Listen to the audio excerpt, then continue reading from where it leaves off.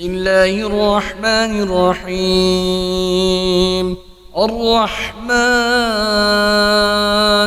علم القرآن، خلق الإنسان، علمه البيان. الشمس والقمر بحسبان، والنجم والشجر يسجدان. والسماء رفعها ووضع الميزان، ألا تطغوا في الميزان. وأقيموا الوزن بالقسط ولا تخسروا الميزان. والأرض وضعها للأنام، فيها فاكهة والنخل ذات الأكمام، والحب ذو العصف والريحان.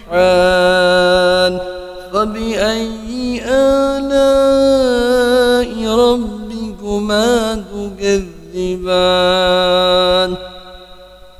خلق الإنسان من صلصال كالفخار، وخلق الجن من مارج من نار. فبأي آلاء ربكما تكذبان؟ رب المشرقين ورب المغربين.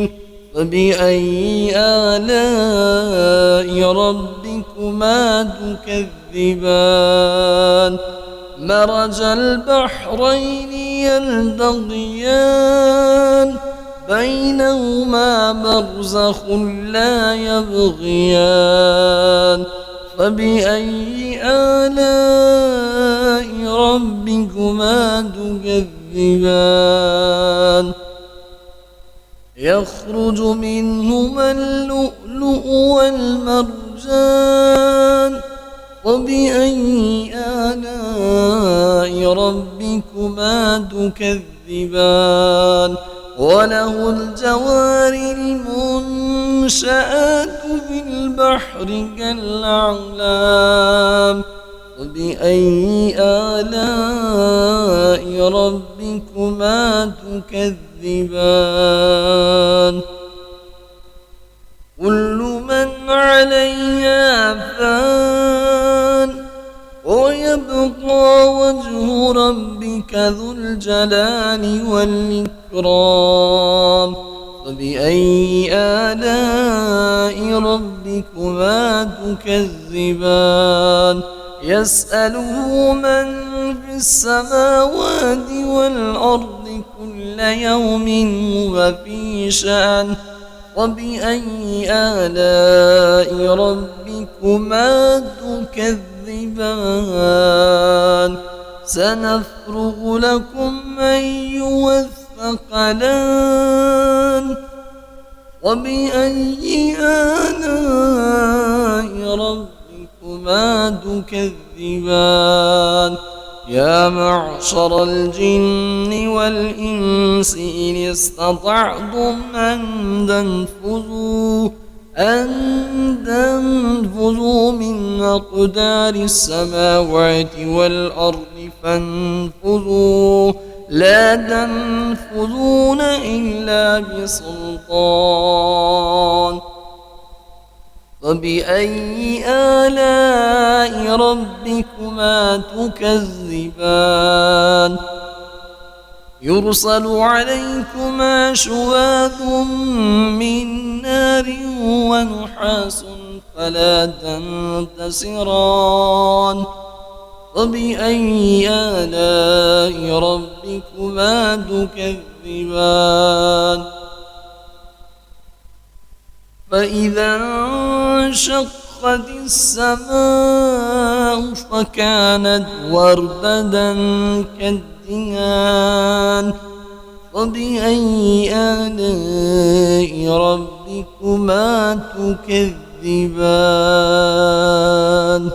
فيومئذ لا يسأل عن ذنبه إنس ولا جان فبأي آلاء ربكما تكذبان يعرف المجرمون بسيماهم فيؤخذ بالنواسي والأقدام فبأي آلاء ربكما تكذبان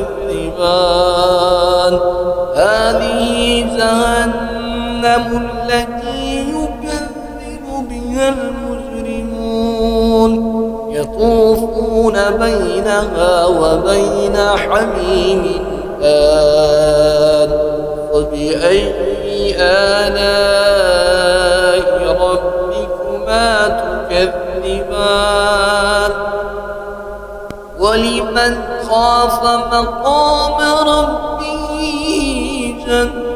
جنتان فبأي آلاء ربكما تكذبان ذواتا أفنان فبأي آلاء ربكما تكذبان فيهما عينان تجريان فبأي آلاء ربكما تكذبان فيهما من كل فاكهة زوجان فبأي آلاء ربكما تكذبان متكئين على فروش بطائنها من استبرق وجنى الجنتين دان فبأي آلاء ربكما تكذبان فيهن قاصرات الطرف لم يطمثهن إنس قبلهم ولا جان فبأي آلاء ربكما تكذبان كأنهن الياقوت والمرجان فبأي آلاء ربكما تكذبان هل جزاء الإحسان إلا الإحسان فبأي آلاء ربكما تكذبان ومن دونهما جنتان فبأي آلاء ربكما تكذبان مدهامتان فبأي آلاء ربكما تكذبان فيهما عينان نضاختان فبأي آلاء ربكما تكذبان فيهما فاكهة ونخل ورمان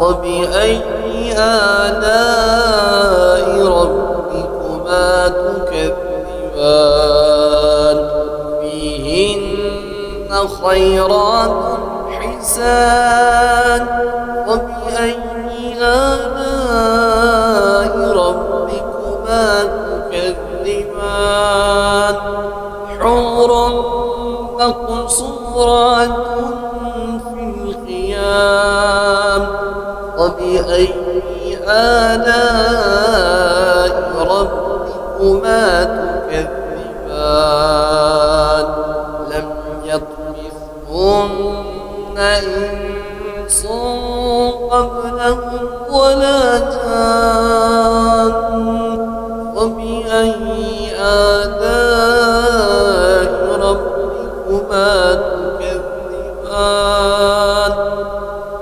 متكئين على رفرف خضر وعبقري حسان فبأي آلاء ربكما تكذبان تبارك اسم ربك ذي الجلال والإكرام